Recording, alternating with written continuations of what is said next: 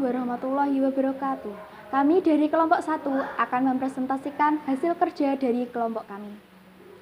Di sini kami akan mempresentasikan salah satu penyakit sistem integumen, yaitu acne vulgaris. Sebelumnya, perkenalkan nama saya, Britney Helene Vanda. Saya Novita Anggreni. Saya Cindy Astrabella. Saya Ana Nur Lailia. Nama saya Ulini. Saya Anggun.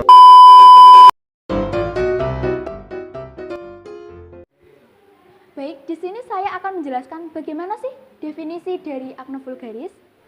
Jadi, acne vulgaris yaitu peradangan kronik dari unit polisebasea yang ditandai adanya penyumbatan dan penimbunan kreatinin, terutama di muka, leher, dada, dan punggung, dan ditandai adanya whitehead, blackhead, papul, pustul, nodul, dan kista. Selanjutnya saya akan menjelaskan klasifikasi dari acne vulgaris. Seperti yang dinyatakan oleh Pleiwijk dan Klikman pada tahun 1975 dalam Juanda tahun 2010 yang mengelompokkan acne vulgaris menjadi beberapa golongan. Yang pertama adalah acne komedonal, terbagi menjadi 4 grade. Grade yang pertama kurang dari 10 komedo pada tiap sisi wajah. Grade kedua 10-25 komedo pada tiap sisi wajah. Grade ketiga 25-50 komedo pada tiap sisi wajah. Grade yang keempat, lebih dari 50 komedo pada tiap sisi wajah. Yang kedua adalah acne papulopustul, terbagi juga menjadi 4 grade. Grade yang pertama adalah kurang dari 10 lesi pada tiap sisi wajah. Grade kedua, 10-20 lesi pada tiap sisi wajah. Grade ketiga, 20-30 lesi pada tiap sisi wajah. Grade keempat, lebih dari 30 lesi pada tiap sisi wajah. Dan yang terakhir adalah acne conglobata. Saya akan menjelaskan penyebab dari acne vulgaris. Penyebab dari acne vulgaris sampai saat ini belum diketahui secara jelas, tetapi sudah pasti disebabkan oleh beberapa faktor, baik faktor dari dalam maupun faktor dari luar. Beberapa faktor antara lain adalah yang pertama, faktor genetik. Apabila orang tua mempunyai bekas acne, maka besar kemungkinan anaknya juga akan mengalami acne vulgaris. Yang kedua adalah hormonal endokrin. Faktor hormonal berperan terhadap timbulnya acne vulgaris. Yang ketiga adalah faktor psikis. Terjadinya stres pikiran yang dapat memicu kegiatan kelenjar sebasea, baik secara langsung atau melalui rangsangan terhadap kelenjar hipofisis. Yang selanjutnya adalah makanan. Ada beberapa makanan tertentu yang memperberat terjadinya acne vulgaris. Makanan tersebut antara lain adalah makanan tinggi lemak, makanan tinggi karbohidrat, alkohol, makanan pedas, dan makanan tinggi yodium. Selanjutnya adalah kosmetika. Kebiasaan bergonta-ganti kosmetik mempengaruhi timbulnya acne vulgaris. Biasanya, yang menyebabkan timbulnya acne vulgaris adalah kosmetik jenis pembersih. Yang terakhir adalah iklim. Pada orang-orang tertentu, lingkungan yang terlalu panas dan lembab dapat menyebabkan terjadinya acne dan memperberat lesi.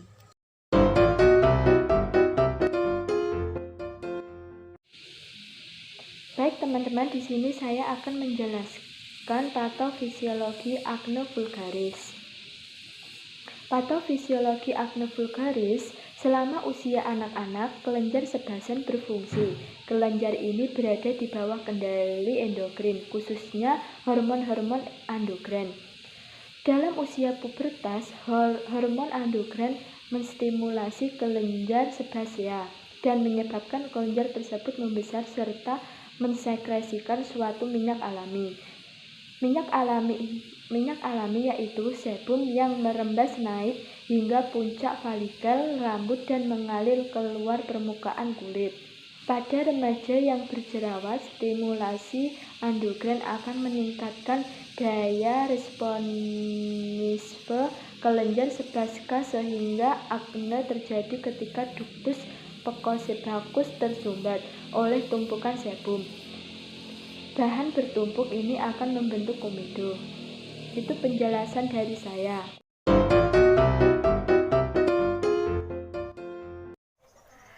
Oke guys, di sini saya akan menjelaskan manifestasi klinis dari akne vulgaris. Jadi guys, akne vulgaris memiliki tanda dan gejala. Untuk tanda dan gejalanya itu ada beberapa macam. Tanda dan gejala yang pertama yaitu dapat berupa lesi non-inflamasi. Biasanya ini berupa komedo terbuka dan komedo tertutup. Tanda dan gejala yang kedua ada berupa lesi inflamasi. Biasanya berupa papul dan pustul. Dan tanda yang ketiga ada lesi inflamasi dalam atau biasanya disebut dengan nodul. Oke teman-teman, saya akan menjabarkannya satu persatu ya. Dimulai dari yang pertama tadi, yaitu lesi non-inflamasi, ada komedo terbuka dan komedo tertutup. Dimulai dari komedo terbuka sering biasa disebut dengan blackhead. Secara klinis, dijumpai lesi berwarna hitam berdiameter 0,1 sampai 3 mm. Biasanya komedo terbuka berkembang dalam waktu beberapa minggu. Lanjut yang kedua yaitu komedo tertutup. Komedo tertutup ini biasa disebut dengan whitehead. Secara klinis, dijumpai lesinya kecil dan jelas berdiameter 0,1 sampai 3 mm. Komedo jenis ini disebabkan oleh sel kulit mati dan kelenjar minyak yang berlebihan pada kulit. Oke guys, manifestasi klinis dari akne vulgaris yang kedua yaitu lesi inflamasi atau biasanya disebut dengan jerawat ya guys. Untuk lesi inflamasi ini ada dua, yaitu terdiri dari papula dan pustula. Untuk papula sendiri yaitu penonjolan padat di atas permukaan kulit akibat reaksi radang. Ini berbatas tegas dan berukuran diameter kurang dari 5 mm. Untuk yang kedua yaitu ada pustula. Pustula akne vulgaris merupakan papul dengan puncak berupa pups. Letak pustula bisa dalam ataupun superficial. Oke, lanjut ke manifestasi klinis akne vulgaris yang ketiga yaitu lesi inflamasi dalam atau biasa disebut nodul. Nodul pada akne vulgaris merupakan lesi radang dengan diameter 1 cm atau lebih disertai dengan nyeri. Oke, lanjut manifestasi klinis akne vulgaris yang keempat yaitu sitis akne atau jerawat kista. Kita biasanya menyebutnya dengan jerawat batu. Akne yang besar dengan tonjolan-tonjolan yang meradang hebat berkumpul di seluruh muka. Penonjolan di atas permukaan kulit berupa kantong yang berisi cairan serosa atau setengah padat ataupun padat. Kista ini jarang terjadi ya teman-teman. Bila nantinya terbentuk kista, ini berdiameter bisa mencapai beberapa sentimeter. Jika diaspirasi dengan jarum besar, akan didapati material kental berupa krem berwarna kuning. Lesi dapat menyatu menyebabkan terbentuknya sinus, terjadi nekrosis, dan peradangan granulomatous. Keadaan ini biasanya sering disebut akne conglobata. Penderita ini biasanya juga memiliki keluarga dekat yang juga menderita akne yang serupa. Jadi bisa dibilang degeneratif. Oke, lanjut manifestasi klinis akne vulgaris yang kelima yaitu parut. Jaringan ikat yang menggantikan epidermis dan dermis yang sudah hilang. Ini sering disebabkan lesi nodulokistik yang mengalami peradangan yang besar. Ada beberapa bentuk jaringan parut teman-teman, yaitu yang pertama ada Eichspiegel, merupakan jaringan parut depresi dengan bentuk irregular terutama pada wajah. Yang kedua ada fibrosis perifolikuler. Ini ditandai dengan cincin kuning di sekitar folikel. Kemudian yang ketiga ada jaringan parut hipertrofik atau keloid. Sering terdapat di dada, punggung, garis rahang, dan telinga. Ini lebih sering ditemukan pada orang yang berkulit gelap ya guys. Oke teman-teman, mungkin itu saja penjelasan manifestasi klinis dari aku. Kurang lebihnya mohon maaf. Oke teman-teman, mungkin itu saja penjelasan manifestasi klinis dari aku. Untuk selanjutnya yaitu penjelasan pemeriksaan penunjang akan dijelaskan oleh rekan saya yaitu Umi Hani.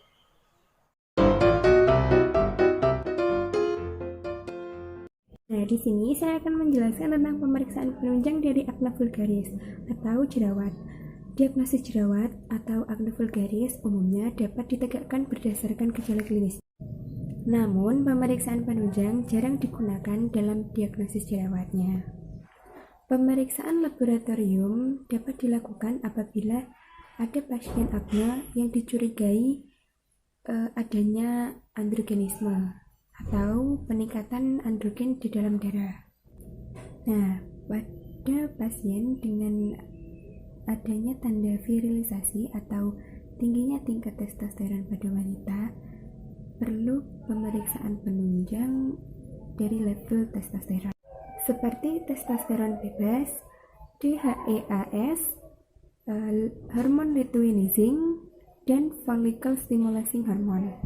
Kultur dari lesi kulit dapat menyingkirkan kemungkinan follicle gram negatif. Nah, kultur tersebut dilakukan apabila pasien tidak merespon adanya pengobatan atau perbaikan yang tidak dapat dipertahankan.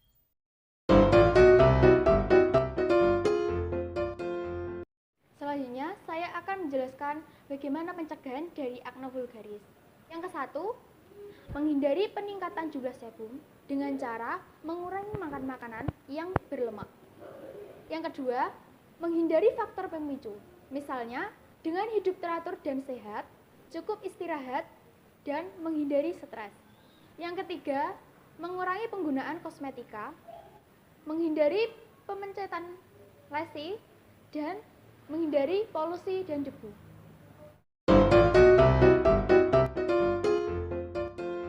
Di sini saya akan menjelaskan yaitu komplikasi dari akne vulgaris.